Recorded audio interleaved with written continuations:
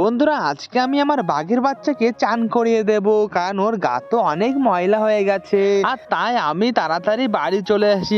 আজ বাড়ি এসে দেখি আমার বাঘের বাচ্চাটা তো সিঁড়ির উপরে বসে আছে, আর আমাকে দেখে সে তো সিঁড়ি দিয়ে নামতে শুরু করে। তাই আমি তার পাশে গিয়ে বসলাম, আর বসার সাথে সাথে আমার সাথে সে খেলতে শুরু করে। আর কিছুক্ষণ পর আমার কোলে উঠে বসে, আর তারপর আমি তাকে কোলে করে নিয়ে পুকুরের পাশে চলে এলাম। আর কিছুক্ষণ পুকুরের পাশে বসে পুকুরের জলে চান করাতে নিয়ে যায়। আর চান করাতে নিয়ে গিয়ে তাকে আমি জলে ছেড়ে দিই।